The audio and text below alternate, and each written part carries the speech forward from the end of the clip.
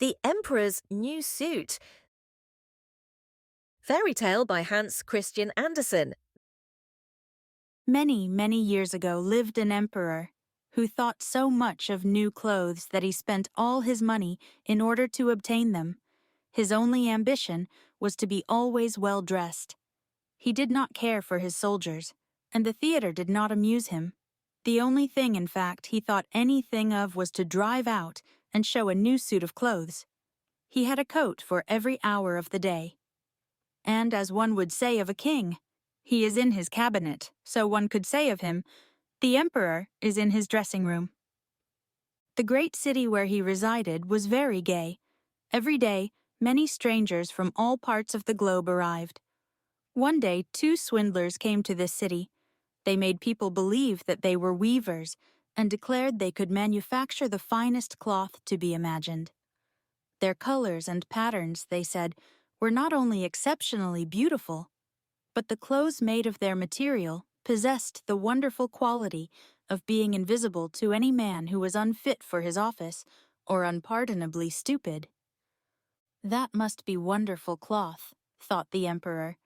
If I were to be dressed in a suit made of this cloth, I should be able to find out which men in my empire were unfit for their places, and I could distinguish the clever from the stupid. I must have this cloth woven for me without delay. And he gave a large sum of money to the swindlers in advance that they should set to work without any loss of time. They set up 2 looms and pretended to be very hard at work, but they did nothing whatever on the looms. They asked for the finest silk and the most precious gold cloth. All they got they did away with, and worked at the empty looms till late at night.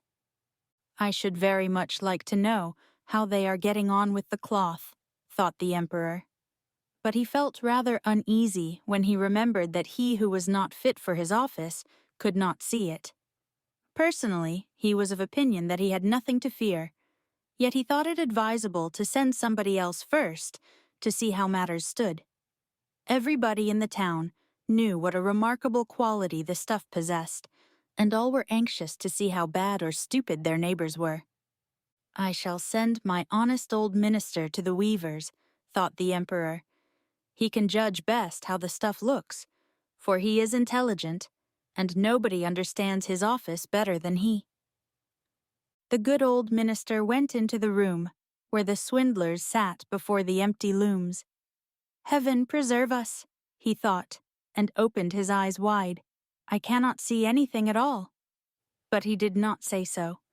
Both swindlers requested him to come near, and asked him if he did not admire the exquisite pattern and the beautiful colors, pointing to the empty looms. The poor old minister tried his very best, but he could see nothing, for there was nothing to be seen. Oh dear, he thought, can I be so stupid? I should never have thought so, and nobody must know it. Is it possible that I am not fit for my office? No, no, I cannot say that I was unable to see the cloth. Now have you got nothing to say? Said one of the swindlers, while he pretended to be busily weaving. Oh, it is very pretty, exceedingly beautiful, replied the old minister, looking through his glasses. What a beautiful pattern, what brilliant colors. I shall tell the emperor that I like the cloth very much. We are pleased to hear that, said the 2 weavers, and described to him the colors and explained the curious pattern. The old minister listened attentively, that he might relate to the emperor what they said, and so he did.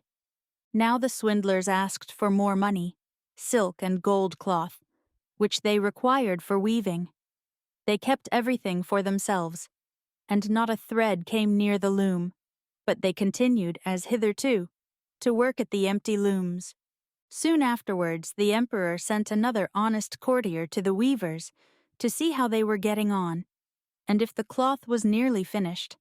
Like the old minister, he looked and looked, but could see nothing, as there was nothing to be seen. Is it not a beautiful piece of cloth? Asked the 2 swindlers, showing and explaining the magnificent pattern, which, however, did not exist. I am not stupid, said the man. It is therefore my good appointment, for which I am not fit. It is very strange, but I must not let anyone know it." And he praised the cloth, which he did not see, and expressed his joy at the beautiful colors and the fine pattern. "It is very excellent," he said to the emperor. Everybody in the whole town talked about the precious cloth. At last, the emperor wished to see it himself, while it was still on the loom. With a number of courtiers, including the two who had already been there, he went to the two clever swindlers, who now worked as hard as they could, but without using any thread. Is it not magnificent? Said the two old statesmen, who had been there before, Your Majesty must admire the colors and the pattern.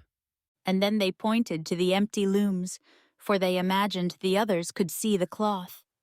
"What is this?" thought the emperor. "I do not see anything at all. That is terrible. Am I stupid?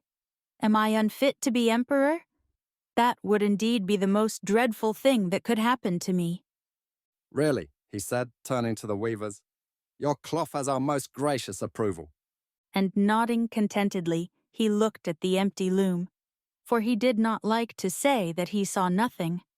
All his attendants, who were with him, looked, and although they could not see anything more than the others, they said, like the emperor, "It is very beautiful," and all advised him to wear the new magnificent clothes at a great procession, which was soon to take place. "It is magnificent. Beautiful, excellent," one heard them say. Everybody seemed to be delighted, and the emperor appointed the two swindlers imperial court weavers. The whole night previous to the day on which the procession was to take place, the swindlers pretended to work and burned more than 16 candles. People should see that they were busy to finish the emperor's new suit. They pretended to take the cloth from the loom and worked about in the air with big scissors and sewed with needles without thread, and said at last, The Emperor's new suit is ready now. The emperor and all his barons then came to the hall. The swindlers held their arms up, as if they held something in their hands, and said, These are the trousers. This is the coat, and here is the cloak, and so on. They are all as light as a cobweb, and one must feel as if one had nothing at all upon the body, but that is just the beauty of them. Indeed, said all the courtiers. But they could not see anything, for there was nothing to be seen.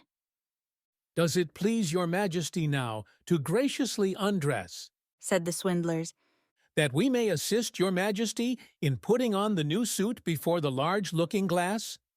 The emperor undressed, and the swindlers pretended to put the new suit upon him, one piece after another, and the emperor looked at himself in the glass from every side.